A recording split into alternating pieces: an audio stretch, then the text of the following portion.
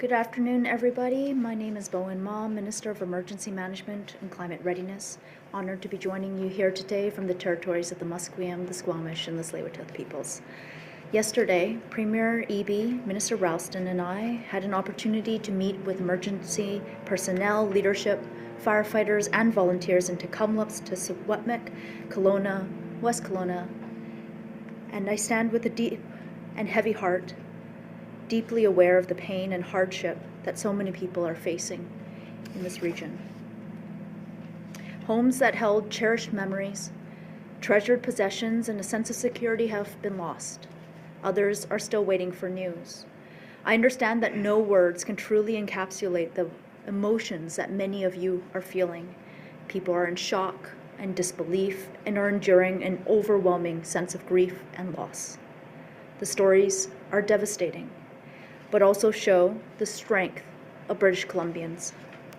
I know of volunteers in West Kelowna and Kelowna who continue to provide support services to their neighbors and communities even while they themselves were on evacuation order and waiting to hear if their homes have survived. It is that determination and resolve that will get us through these incredibly challenging times together. As of this morning, more than 25,000 people are on evacuation order and 37,000 people are on evacuation alert.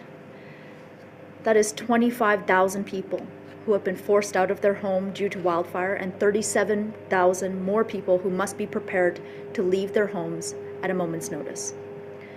As I shared yesterday, the emergency order that we put in place on Saturday restricting travel to a number of communities in the Okanagan has had the effect that we required.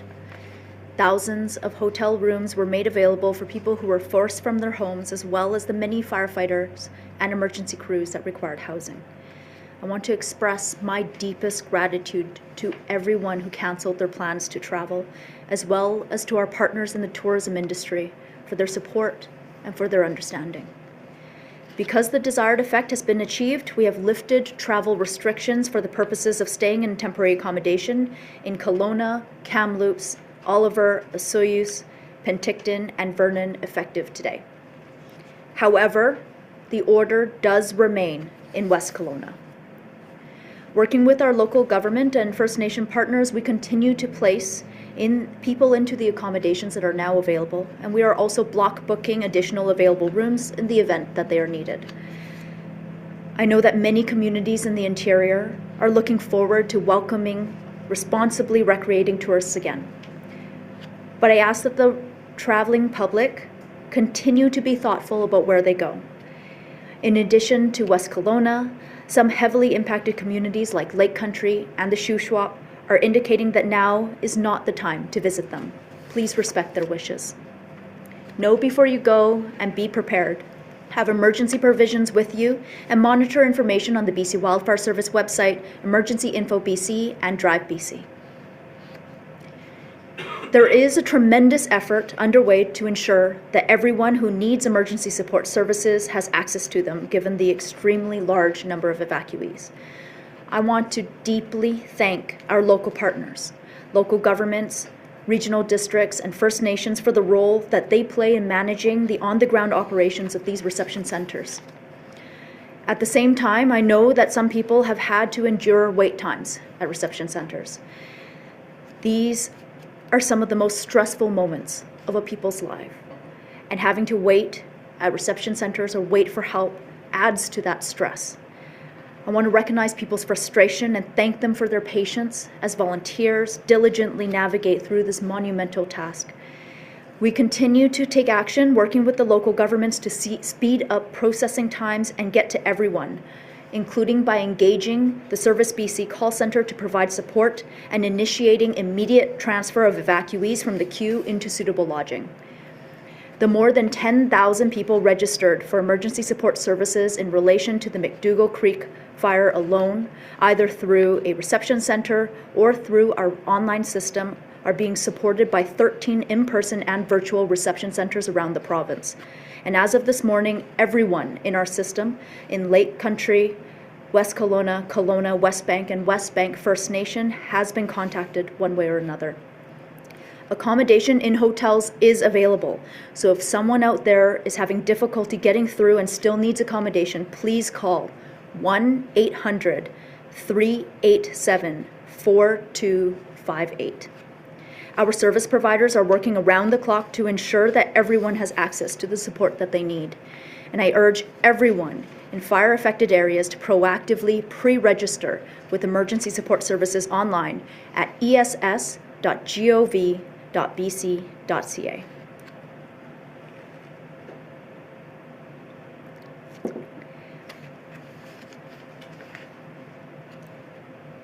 Over the last several days, the situation has stabilized in some areas. However, it could change, and there are other areas that remain very active. For example, last night, Lytton First Nation issued evacuation orders as a result of the Kukupee Creek wildfire.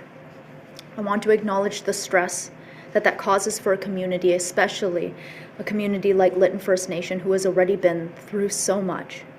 It's a reminder that we must be agile in case our circumstances change. While we have been lucky to receive some rain in some places, we are still in a hazardous situation for wildfires throughout British Columbia, and we will continue to assess the situation, work with local governments and First Nations, and adapt our response as needed. I recognize that it is a remarkably difficult time for people under an evacuation order. It is difficult to leave behind your home and everything that you love. But evacuation orders must be followed. They are not suggestions, they are the law. When unauthorized people are in evacuation areas, it escalates the danger involved for everyone. It also limits the kind of wildfire fighting tactics that the BC Wildfire Service can deploy, and it redirects critical resources away from the wildfire fight itself into searching for moved equipment, redoing work that's already been done to set up structural protection, or just trying to manage an unpredictable situation made even more unpredictable by well-meaning but uncoordinated firefighting efforts. I know that some people want to stay and fight. I understand that. But it is also my duty to be clear about the risks to people and emergency crews. This has become an increasingly divisive issue within the community and outside. And let me be clear, our collective fight is with the wildfire. But in order to do this, our efforts need to be united. We need to work together, not against each other. BC Wildfire Service personnel are actively working to open up a dialogue with those behind the lines who are refusing to leave, to try to create an understanding of the seriousness of the situation. And as they've done in the past, in other communities, BC Wildfire Service is reaching out And as they've done in the past in other communities, the BC Wildfire Service is reaching out to skilled, experienced people in the Shuswap to try and incorporate them into their work. We have to be working together on this, though. People can't be doing their own thing. We can't have equipment that's been staged for firefighters being moved, so it's not there when it's needed. That puts the whole unified strategy at risk, and it puts people and their homes at risk. We have a shared challenge we're trying to fight, and that is the wildfire, and we fight it by working together. But I want to be clear that we're talking about skilled, experienced people in this case. My message to British Columbians is that evacuation orders must be followed. Fires are unpredictable and they move fast. Areas under evacuation order are not safe places, and when you are asked to leave, you must leave immediately. I also want to reassure people in the North Shuswap that supplies are being delivered. Deliveries of food and fuel have been made to Magna Bay, Engelmont, and Seymour Arm. As part of an advanced planning effort, we secured and graded a Forest Service road to ensure that people had access in and out of their community in event of an evacuation order. And we are organizing piloted trips through the back road to support people getting to where they need to go.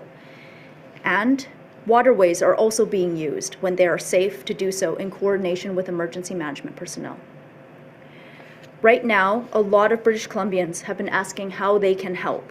and I've seen firsthand the remarkable outpouring of support from food banks, community organizations, and non-governmental organizations. The Canadian Red Cross and the United Way British Columbia are among several organizations that have joined this effort. While much appreciated, the donation of items like furniture, clothing, and other, I'll just say that again because, pardon me, give me a second.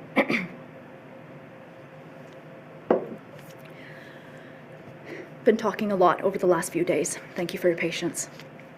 While much appreciated, the donation of items like clothing and furniture can be a logistical challenge for teams that are already under immense pressure to take care of people.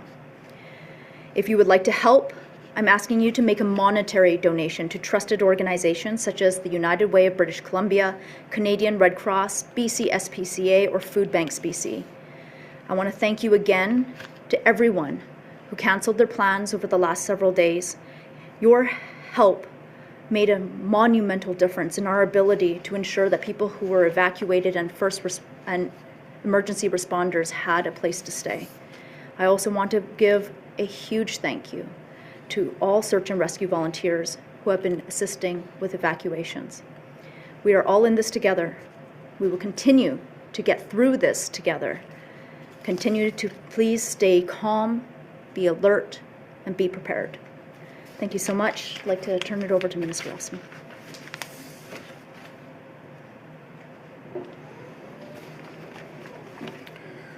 Thanks very much, Minister Mall.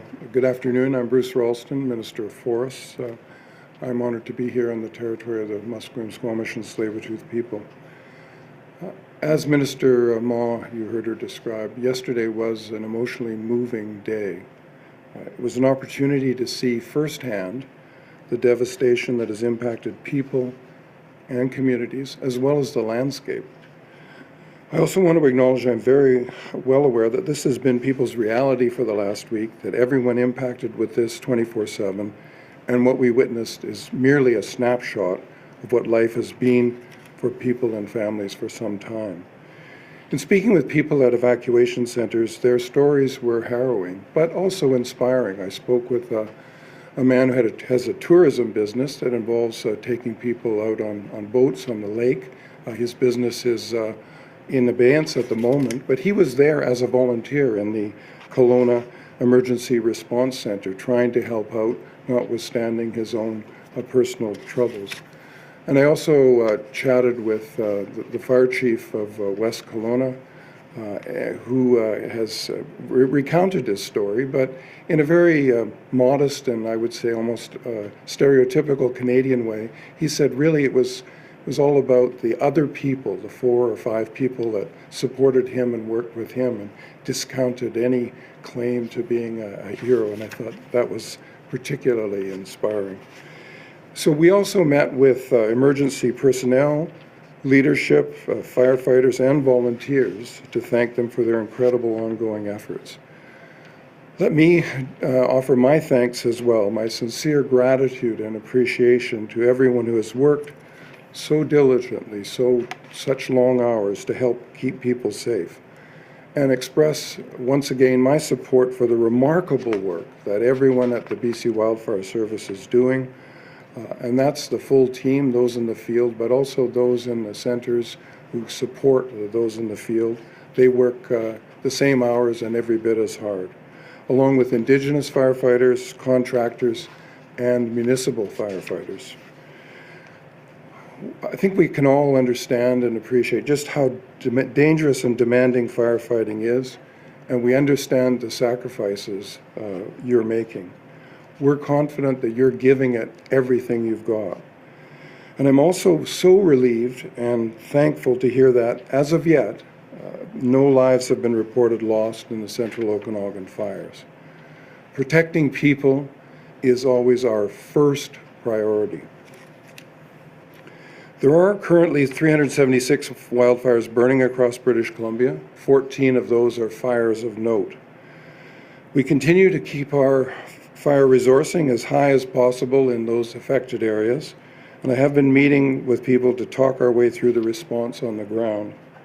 We now have more than 3,500 personnel directly engaged in wildfire responses across the province. I want to emphasize that these are the crews who are working on the landscape, on the fire line, and may not be readily visible to people in communities. But they are taking the actions needed on the fire to keep people and communities safe. They have been joined recently by 652 firefighters from 108 municipal fire departments from around British Columbia. And that is a really impressive collective effort on the part of those departments, who are providing additional support in structural defense, that's buildings. Today we also welcome 100 additional Mexican firefighters who will arrive in British Columbia, and in the following days South African and Australian personnel will arrive to assist in local firefighting efforts. Thankfully, yesterday we saw Tropical Storm Hilary bring a bit of much-needed rain to some parts of British Columbia, which means more favorable conditions for firefighting. In the southern interior, the coming days are also more likely to see more rain and cooler temperatures.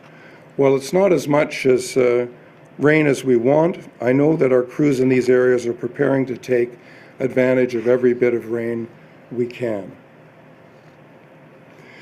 Wildfire smoke conditions and visibility has significantly improved over the past 24 hours at the Grouse complex of wildfires in the Okanagan Valley. Air operations are resuming in the fire area after playing a limited role due to poor visibility in recent days. If it's very, very smoky, planes can't fly. There are presently 17 helicopters assigned to bucketing and fire management at the McDougall Creek wildfire at West Kelowna, the Walroy Lake wildfire, and the Clark Creek wildfire. Crews are also eager to resume air operations in other fires as soon as conditions allow. With this, I must also want to remind people once again to allow these helicopters the room they need to do their work. Drones are a significant hazard to our fire crews who are fighting fires, and it is illegal to fly them in fire areas. Finally, while some of the fires we've been talking about have been more stable in recent days, we still have some very active fires in British Columbia near communities. I want to echo Minister Maw's comments about the Kukipi Creek fire near Boston Bar. An incident management team has taken command of that wildfire as of Monday. Unfortunately, the rain that some parts of British Columbia are seeing didn't come into the Fraser Canyon, and it is still very active further north.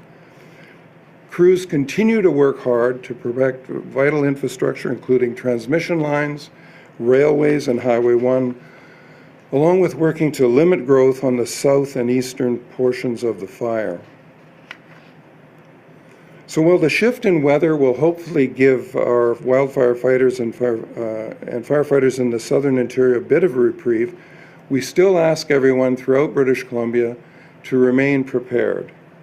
Despite the fact that wildfires dominated much of our attention in the last week, we are still experiencing a very serious drought, and so much of the landscape is still very, very dry, leaving many parts of the province at risk of fires.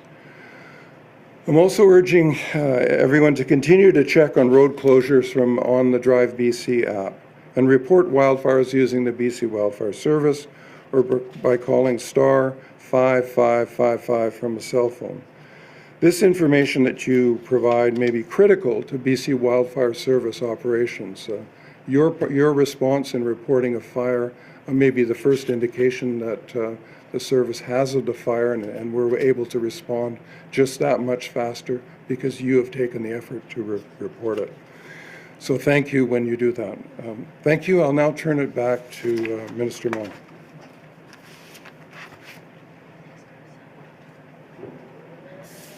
Thank you so much. We will now be able to take some questions. In addition to Minister Ralston and myself, we have Cliff Chapman, Director of BC Wildfire Service, or Director of Wildfire Operations with BC Wildfire Service, Peter Brock, Executive Director of Regional Operations with Emergency Management Climate Readiness, as well as Chrissy Oliver, Executive Director of Provincial Response Programs of EMCR, on the line to answer questions.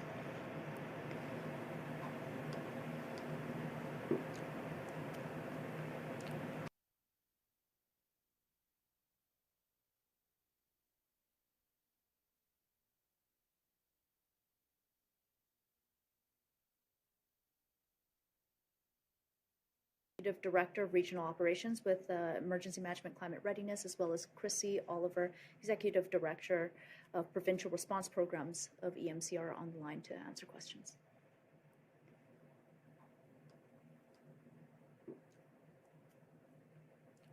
We're now open for the questions. For media in the room, please line up at the microphone. I believe we don't have any media questions in the room. And for anyone online, remember to use *1 to get on the queue. And please make sure to provide your full name and outlet. Media will be limited to one question and one follow-up. We have Mara Baines from CBC. Thank you. This question is for Minister Ma. In terms of trying to work with some of the folks out there in the shoe shop to fight fires, how are you going to open those lines of communication, given that there's just so much frustration out there? And also, will there be any compensation offered to those folks if they work together with provincial firefighters? Back in 2015 in Rock Creek, the province compensated a group of residents who fought fires to protect their own property. So, just wondering about how you're going to open those lines of communication, and also if some of these people in the shoe shop will be offered compensation as well. Okay. I'll start off on the question. I'll give Minister Ralston a chance to see if he has anything to add, and we'll also check in with Cliff Chapman on it as well. First off, BC Wildfire Service does already willingly work with contractors right across the province. We have support staff, we have contractors from all sorts of industries that come with equipment, with training, with experience. The key here is that those wildfire fighting efforts have to be coordinated under the unified command. BC Wildfire Service works with meteorologists and experts to project what is happening on the wildfire and where it will go, where the defense lines need to be set up, what critical structures need to be protected at any given time. And they have a plan. And part of the challenge of having people who I believe are trying to do good things but are uncoordinated with a centralized effort is that they can disrupt that plan, cause wildfire fighters the need to go searching for equipment that they've staged, go redo work that they've already done before. It also reduces the kind of tactics that the BC Wildfire Service can actively implement in those areas. For example, the BC Wildfire Service cannot use a direct aircraft attack or use aircraft to do a direct attack on wildfires if they know that there are civilians in the area. They also cannot execute backburns if they know that there are people who are in those areas that they are attempting to backburn. So it is incredibly important that these efforts be coordinated, and they already do work with contractors and additional people all over. And when they do use and work with these contractors, they are compensated for that work, but it has to be done under the unified command. Minister Ma has covered very important points. I would say just my experience in being briefed by the BC Wildfire Service is that in any fire action, there's a lot of planning that goes into that, and much of that is not visible, and I was not aware of that myself until I was given these briefs.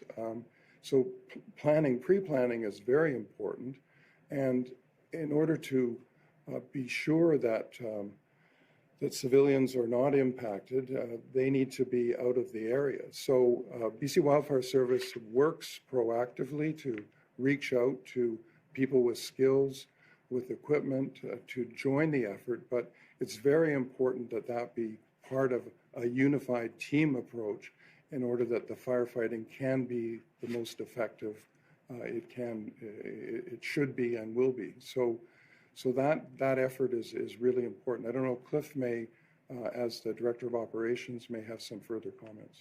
Thank you, Minister Ma and Minister Ralston. I agree with what you guys have said. I just want to highlight an example On the same complex, and we've had great success working in the Knutsford community just outside of Kamloops and bringing in some of the locals in and around that area to support us on the Rossmore Lake fire. And so this isn't something new. I want to echo what Minister Ma said, is we do want to ensure from a safety perspective and from the tactics that we have on the ground that we are working in a unified way.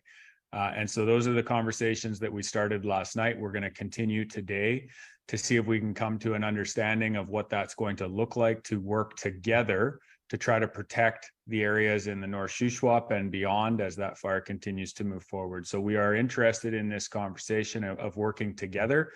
But again, I want to stress it has to be done in a safe and coordinated way. And we have seen examples of that in BC over the years. And even this year with the Knutsford example, we had the community of Southside really step into the response effort in 2018, and we continue to open up this opportunity for communities to work with us as we work to protect communities, infrastructure, and really, get that fire outside of the area where it has the threat to the community.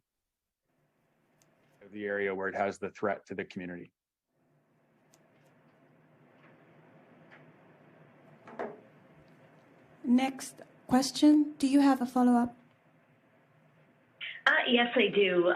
So my second question is around communications in the Shuswap. Residents there say the evacuation notices from the district came too late, that the fire was already approaching very quickly. Is there any thought to helping regional districts that don't have a lot of resources so they can get the word out in a more timely way? Is there a possibility of maybe a more unified provincial kind of system,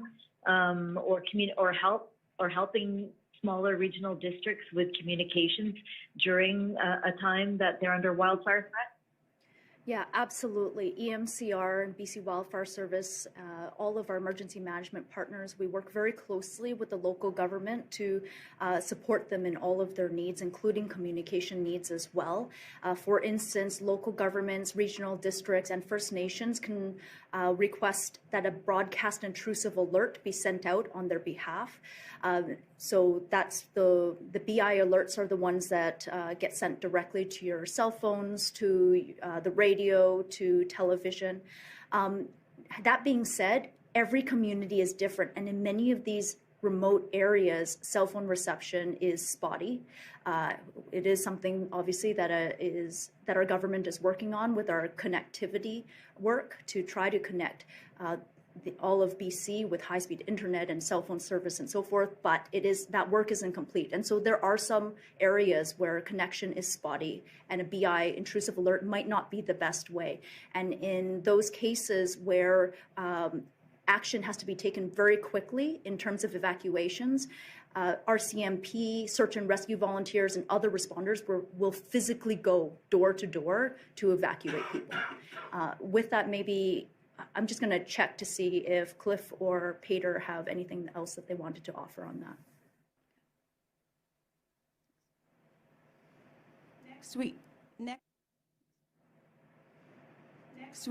Next we have Keith Baldry from Global News.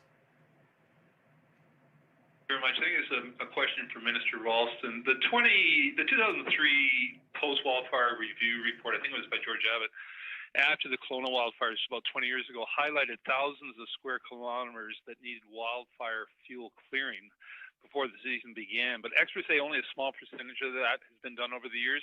Can you talk about how much was done before this season and was enough done? And why more wildfire risk reduction treatments weren't accomplished in the last number of years? Thanks very much. The 2003 report, I think, if memory serves me correctly, was done by former Premier Gary Filmon from Manitoba. Yes, there is a very well-developed program, Fire Smart. In some parts of the province, it's been taken up very substantially. What that involves is basically work to remove the potential fuel from a fire in what are called, the jargon term is interface areas. That's where houses and subdivisions and buildings join the forest, and that's the areas that are typically most at risk. So the idea is to, in advance, pay for crews to remove that. It can be on public land and on private land. Those programs are well developed. The uptake has probably not been what we hoped for, although we did hear earlier in the season about the Mount Knox fire in Kelowna. The Chief Administrative Officer of Kelowna complimented our department, the Ministry of Forestry, on the impact that the Fire Smart program had in removing fuel, and he said it was a significant factor in being able to bring that fire under control very quickly. I expect that this will be the subject of discussion at the Union of BC Municipalities convention in a couple of weeks, and encouragement will be given to municipalities. The funding is there. It just simply, I think, hasn't been taken up. I think people sometimes think that these are not essential programs. These are make-work programs. They're the very opposite of that. They can be the difference between successfully extinguishing a fire and seeing a fire go on to profoundly damage a community. So we are strong proponents, I know Minister Maw is as well, of the Fire Smart program, and we expect to see and encourage a significant uptake of the program beyond what we've seen already. And as I say, I want to compliment those landowners, those cities that have participated, and encourage others to, given the results that are possible in terms of prevention, take up the program as well. Thank you. Do you have any follow-ups? Yes, thanks for the correction, Minister. You're right, it was Gary Philman, not George Abbott. He came later. Further to that line of questioning, given that climate change has sort of changed the face of wildfires, every year they're becoming more awful, or at least consuming more hectarage. They're more ferocious, it seems, and they're occurring sometimes in places we don't normally associate with wildfires. Given that, is there any thought to expanding this sort of Fire Smart program to communities that don't normally associate with wildfires? And by that, I'm talking about sort of the outer ring of Metro Vancouver, parts of South Vancouver Island, which are more urban or suburban areas. Should they not have resources as well as when it comes to training and preemptive measures before the wildfire season begins in their communities, again, not normally associated with fires? Thank you for the question. There's no doubt that the prospects for wildfires in seasons to come are, I think everyone is rightly speculating that they will be more intense, more prolonged, and as you say, enter areas where they traditionally have not been expected. The program is a province-wide program, and the opportunity to join, I think that's a reasonable suggestion. It is also a budgetary question, which we're in the process of preparing the budget for next year, coming forward in February. So I think that's one of the considerations that may well be considered in the budget. I will also obviously take the advice of Minister Maw and her experts in the emergency management and my team at BC Wildfire Service to see how the program might best be shaped to protect British Columbians, and that is our first priority.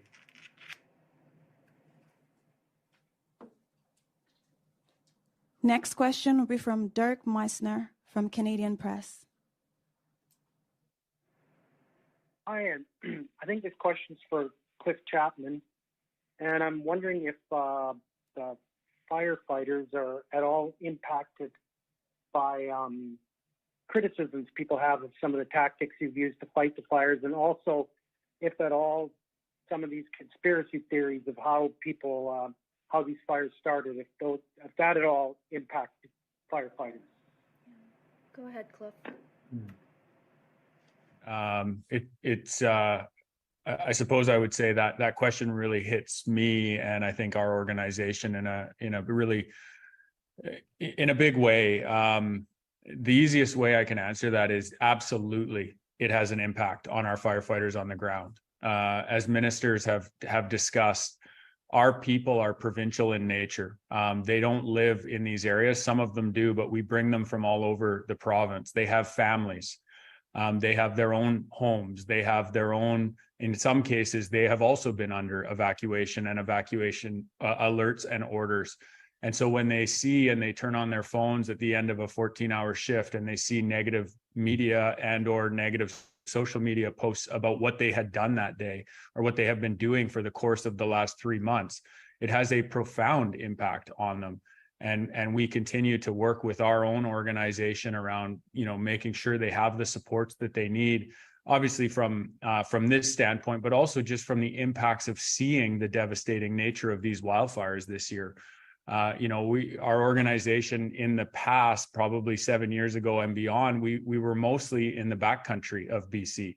As we have seen in the last 7 years, outside of the 2003 and 2010 fire seasons, we're seeing that increase in our presence in the interface where the forest meets community.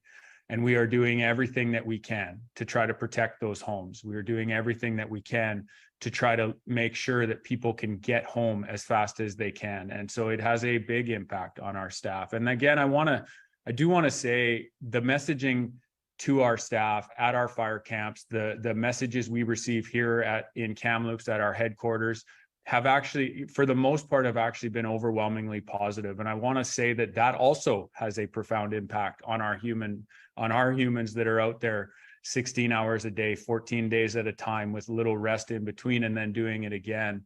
I have seen that sort of emotional reaction as our staff read the thank you notes from communities, read the thank you notes from different parts of BC, even some industry members in BC saying, thank you for your effort in protecting our whatever it happens to be. So yes, it has a negative impact when they see some of the conspiracies and some of the questioning. I think we recognize that there are questions that we need to answer, and we're doing our best to fill that information for all of BC. But when things get out there on social media in particular, it can have a negative impact on our people. And I encourage everyone to continue to just show support to those that you see in the field, in particular the Reds and Blues and those that are working for us with municipal departments and our contract crews. It means the world to them. It means the world to our organization. So thank you very much for that question.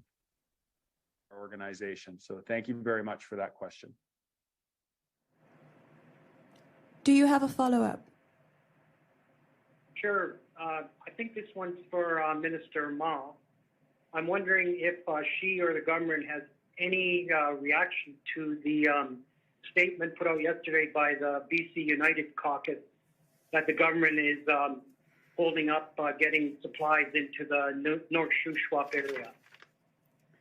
So I want to be very clear that for those communities that are not under evacuation order, that are not, but are cut off by fires, supply runs are happening. They are being supplied. We have a detour route in place. It was graded as part of the pre-planning work so that we're able to restock stores.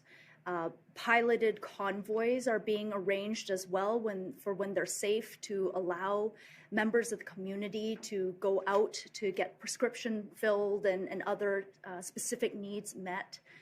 We're using the waterways when it is safe, but these supply runs have to be coordinated. There's a lot of activity in the area. We cannot get in the way of the wildfire fighting efforts. Next, we have Katie DeRosa from Vancouver Sun.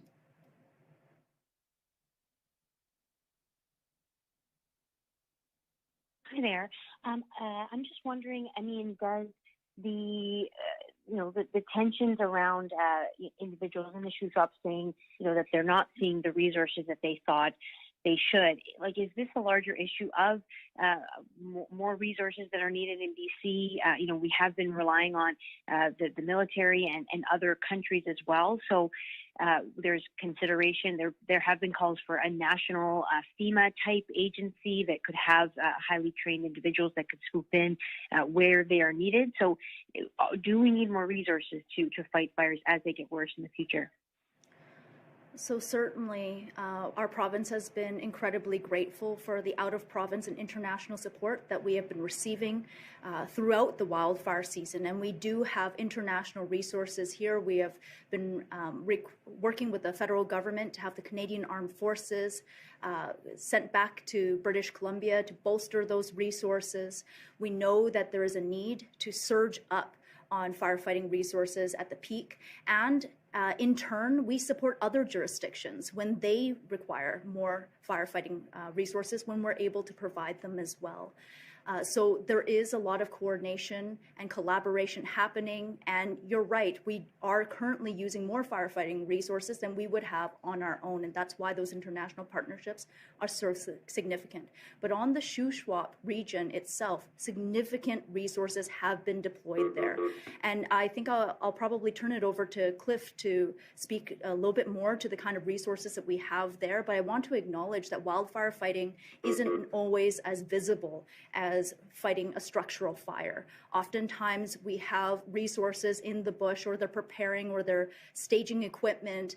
They're using tactics that are different from what are seen when inside the actual neighborhoods themselves and inside the structures. And so there's a lot of people working out there extremely hard, but they might not be visible from where people might be.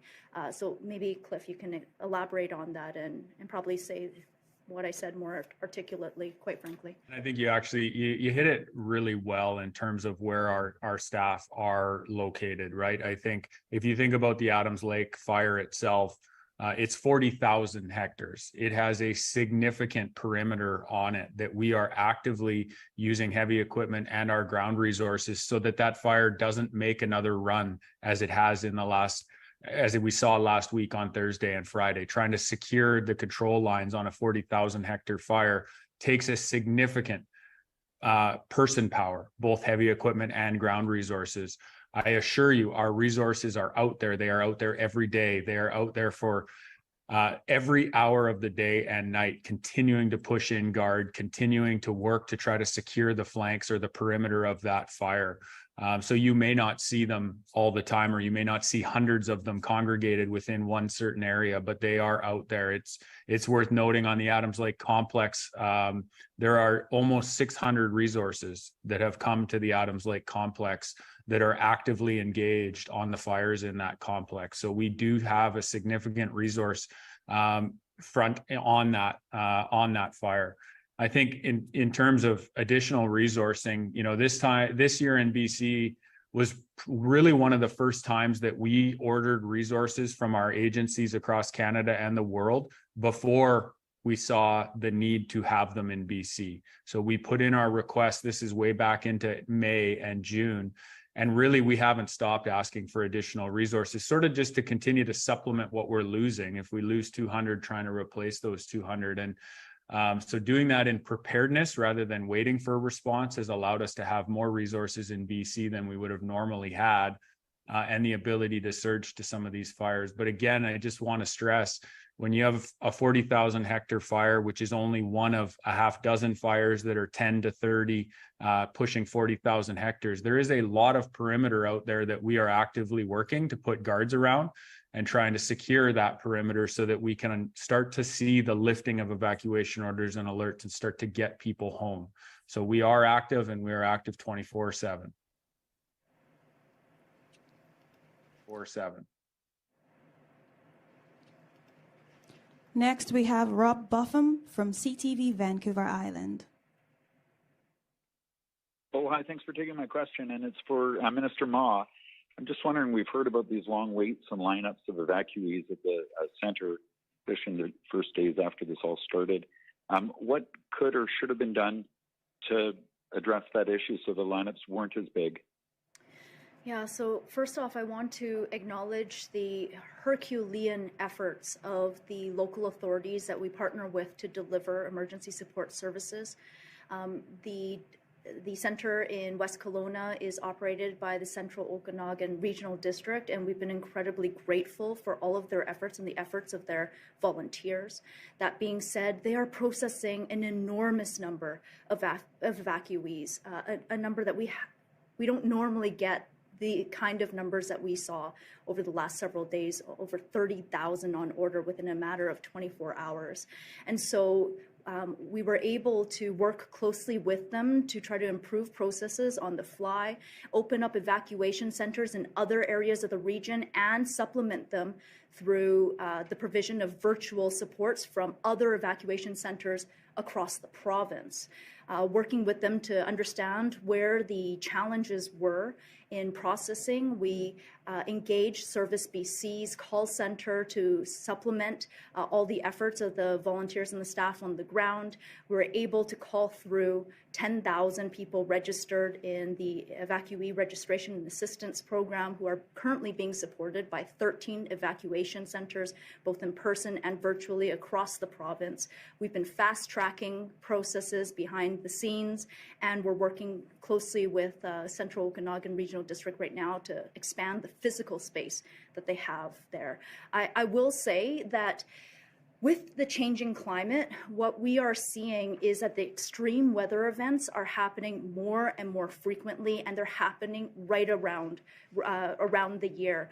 It used to be that that communities would see an emergency situation once in a while, and they would gear up on volunteers and gear up on staff and set up an evacuation center on the fly, and that's how we do it still right now. But I think there's a lot of, there certainly is a lot of thinking, a lot of conversation about where we head from here, given that we're seeing these kinds of events, not just every year, but every single season. Follow-up. I do, and it relates to the last portion of your answer there. Premier Eby this morning in a radio interview said, something that should be given serious thought was the idea of having a year-round emergency response team, the same way Wildfire Service functions year-round, not just during fire season. And he did reference the increasing number of natural disasters we're seeing. What are your views on that? Do you think we will see an emergency response team set up that functions year-round to anticipate these kind of emergencies? I think the Premier has been very astute in recognizing the realities of climate change and the climate impacts that have already hit here in British Columbia. And one of the first steps he took as Premier was to create this ministry, the Ministry of Emergency Management and Climate Readiness. We're about 8 or 9 months old now, and it was created out of the recognition that the climate crisis is here. And with that, we're seeing more extreme weather events, closer together with greater frequency. Communities are being hit by emergencies while they are still struggling to recover from previous emergencies. The burden on these communities and on the people of British Columbia is growing exponentially. And so in addition to doing the work that we have to do to drive down the greenhouse gas emissions that create this the climate crisis in the first place, not just here in British Columbia and across Canada, but all over the world, we also have to be prepared for the impacts of climate change that are already here. And so that means being more prepared at all levels of government for the emergencies that are coming, putting more effort and more resources into mitigating the impacts of climate change, and of course being better at responding to and recovering from them. So we have time for one more reporter, and the final question goes to Kara Junos from CD News. Hi, this is a question for Mr. Ralston. How would you say this wildfire season sort of spurs your ministry to change its approach to wildfire fuel management, forest management, and also empowering residents to make their communities more fire resilient? Thank you. That's an excellent question. One of the steps we took in the last budget cycle was to take the core of BC Wildfire Service and expand it. There was always a small core that worked throughout the year, but we've expanded that significantly in order to have more people available for the advanced preparation work.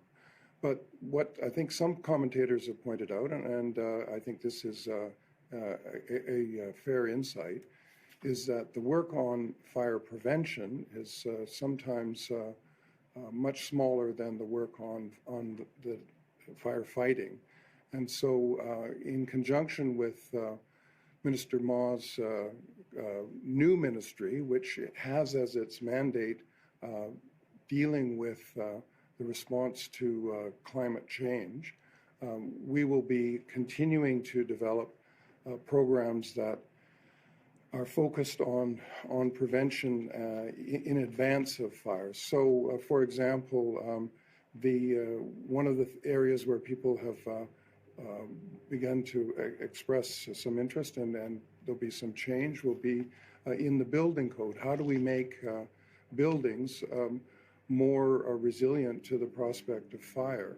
The Fire Smart program that we've spoken of does already exist, but how do we expand that, and the just general public awareness of what the prospects for fire might be in the future, and how it's important to create landscapes, parks, public places, and forests that anticipate the prospect of being challenged by fire in a way that they haven't been done in the past. So it's very much, I think, more to shift, and I say this mindful that we are still in the middle of a very tough fire season. It is not over. The crisis continues. So, but looking forward, when the fire season is over and into the budget cycle, that's the direction that the Wildfire Service and the Ministry of Forest, and indeed the whole of the government, will be thinking of. Do you have any follow-ups? I guess, would you say it's fair to characterize like the last 20 years of funding for fire prevention as underfunding? Is that what it has? Is that what it is? And after this fire season, should British Columbians expect sort of a paradigm shift in how the province approaches fire prevention? Well, I think a reference was made to former Premier Philman's report arising out of the 2003 fires, and they were in the Kelowna area. That's now 20 years ago. And some of the recommendations that were made in that report focused on the very topics that we're discussing right now.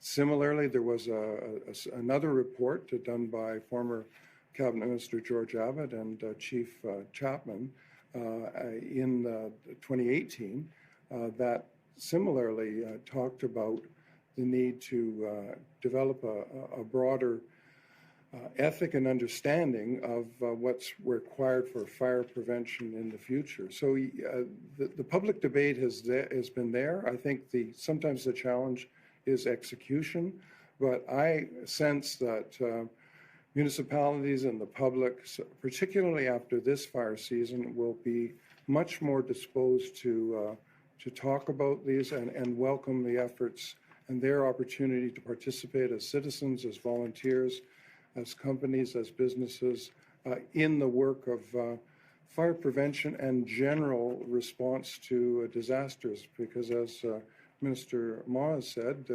fire is obviously a huge challenge, but other climate challenges such as flooding, we're in the middle of a drought as well, and that has implications for our water systems. We are going to have to rethink our responses in a profound way, and our government is committed to doing that. Thank you.